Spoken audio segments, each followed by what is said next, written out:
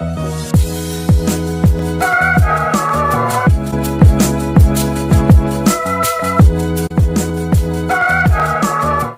going on, people? Back with a bang.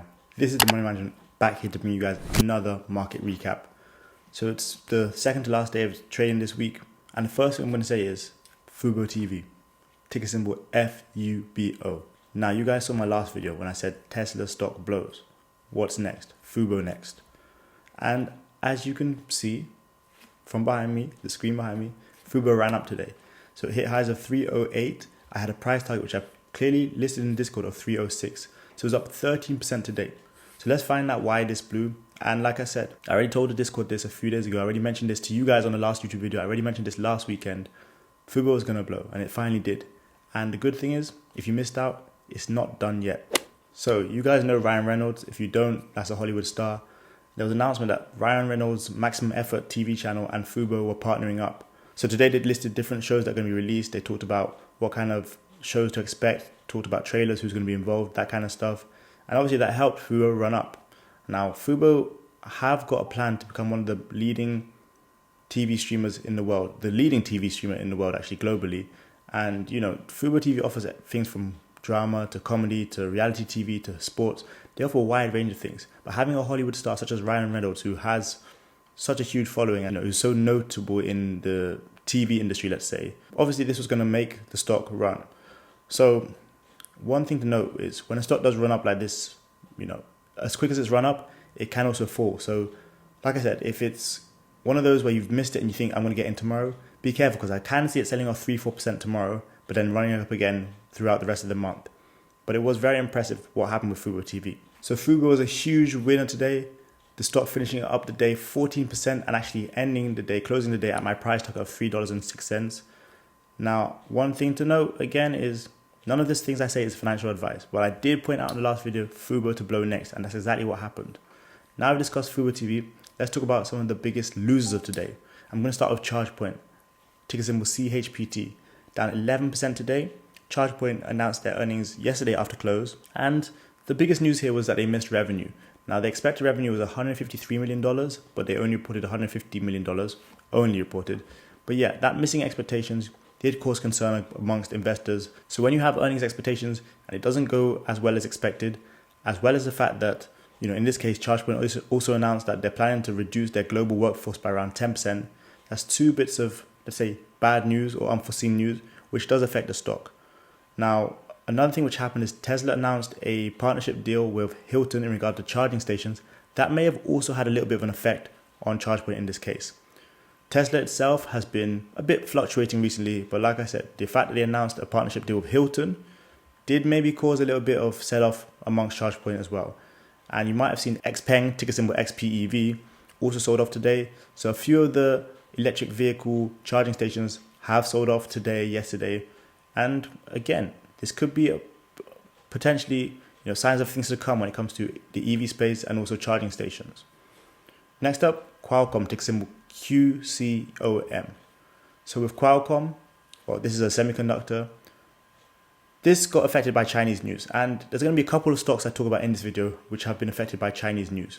So with Qualcomm, the big news here was there was a smartphone which was released which contained an advanced processor which may not have been checked, let's say, feasible or allowed to be processed by US customs. So in this case, laws may have been broken to get this chip out and into that smartphone, which was one of the main reasons that Qualcomm was down over 7% today. Long term, this may be a good buying opportunity, but short term, this could make things a little bit worse, especially if this, let's say, case goes into a bit more depth and we find out more illegal stuff was done, or, you know, we find out more forbidden actions were taken. This could push QCOM down a little bit more. So you've got QCOM, you've also got Taiwan Semiconductor, ticker symbol TSM. Both of those sold off today amid this news. And since we're talking about China, we can't miss out on Apple stock. Apple's ticker symbol AAPL sold off today. It sold off 3% today and 4% yesterday. So it's down 7% in a couple of days, which is almost or just over $13. Now with Apple, you know, next week we've got the launch of the iPhone 15, and that event's going to be very big. But one thing we want to check with Apple is, at this point, the way their stock is selling off and dropping off, they're going to have to do something big. They're going to have to pull a trick out of the bag next week when it comes to that not only the iPhone 15 launch, but the event itself. See what they've got to pull out the bag, because right now the stock is selling off. It's also dragging down the rest of the market. The Nasdaq has been down 4 straight days now.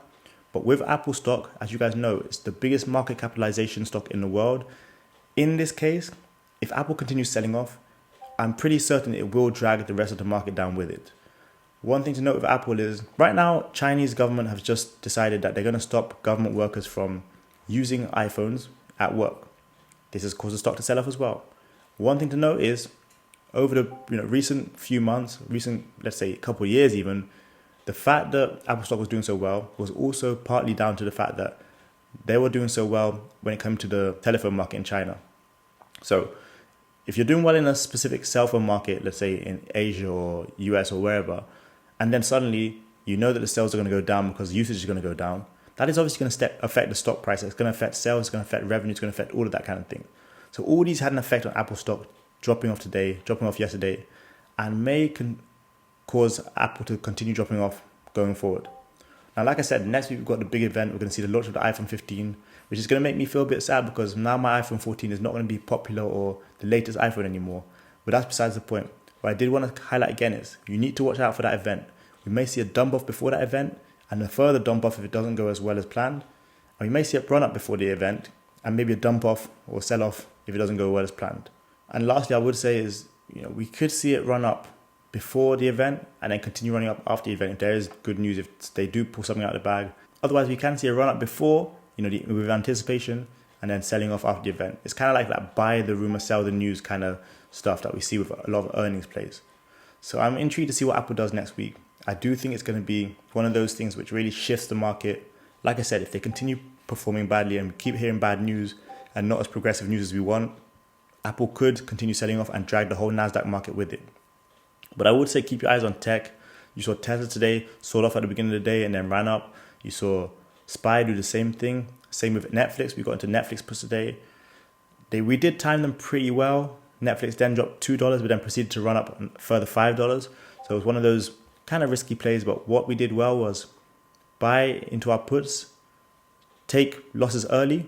It could have been a profit. Yeah, we took our losses early. And eventually, when it ran up, we felt a lot better about the fact that we closed our trade. I think in many situations, people do hold on to trades way too long. And in this market, I'm going to tell you again, I expected a few choppy days. I expected a choppy week.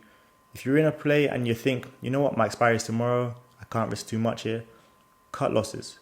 If it does go your way after, oh well, at least you cut losses on time. Because if it continues going against you later on, you would have held on too long and then got screwed. Lastly, I will say this, guys. In this kind of market, just be cautious. There's a lot of fear going on, a lot of uncertainty, a lot of doubt. It's all that fun stuff we've heard about many times. It's like, oh, our interest rate's going to get cut. Are they going to get raised? What's the Fed going to say next? What's going to happen next with Apple? What's going to happen next with Tesla? All these kind of things are being spread. One thing I can highlight as well is if you're a stock investor for the long term, as you all should be, look at your dividend stocks. Look at Walmart, look at Lowe's, look at Coca-Cola, look at Home Depot, look at McDonald's. Look at all those stocks which report dividends and provide dividends, because you as a long-term investor will earn dividends by holding on to those stocks. So thank you guys so much for watching today's video. As always, make sure to drop a thumbs up if you guys did enjoy it. Also, if you did not enjoy it, please drop a thumbs up. No, I'm just joking. Let me know in the comments why not. And as always, stay sharp, stay focused on what you're doing. And if you're not in the Discord already, come check out the Royal Trading Academy. The link's in the description below. That's where we do the stock breakdowns, the call-outs, live trading. We discuss all our stocks. All that kind of stuff goes on in the Royal Trading Academy. And make sure you check out the Stock Option Starter Pack. That is a group of 10 videos. You'll have access to those for life. I can't tell you how much those have been useful. Just go and check the reviews to so many people around the world. And also check me out on Twitter, Instagram, and TikTok at The Wealth Prince. You guys know the deal. I provide lots of valuable information across those 3 different platforms as well. So, like I said at the beginning of the video, if you didn't see last video, go check it out. Go listen to what I said about Fubo. And make sure you're clued in, you're locked in, you're focused when it comes to the next video as well. Tomorrow's the last day of the trading week, the short trading week. Let's finish with a bang. Thanks a lot for watching. I got into making, you got into making. See you guys next time in another video. Peace. Game over.